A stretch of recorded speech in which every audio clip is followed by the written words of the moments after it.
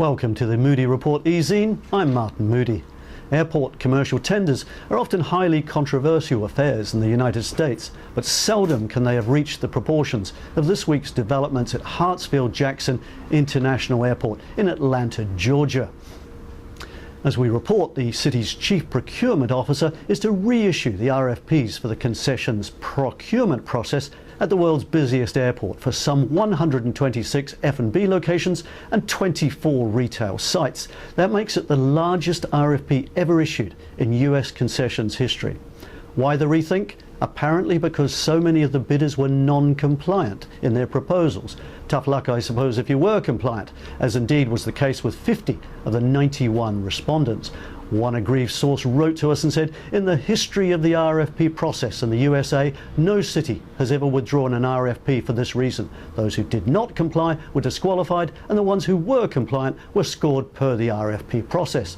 You're sure to hear a whole lot more criticism of the city's decision in coming weeks. In the meantime, you can read all about it in this issue.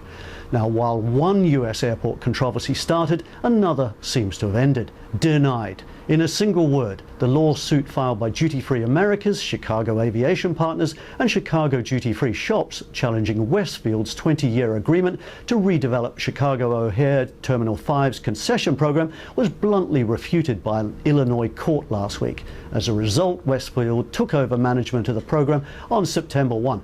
Good news for the master concessionaire and its partners at O'Hare, Dufry, Hudson News and Arias, which take over the duty-free, news and gifts and F&B operations respectively. The ultra-competitive, auction-based nature of the airport business model and the high stakes involved means that all too often the post-tender discussions take place in the courtroom rather than the boardroom. In such a scenario, the legal profession is the only winner. But there's plenty of positive news in this edition. We break the story of how DFS is extending its retail footprint in Macau and Hong Kong on the back of a burgeoning mainland Chinese spend. What a fantastic vindication of DFS's decision to relocate its HQ from San Francisco to Hong Kong in 2003 and its courage in investing so heavily in what was then a high-risk Macau market. There's plenty more in this edition, but I'll leave you to discover it for yourself.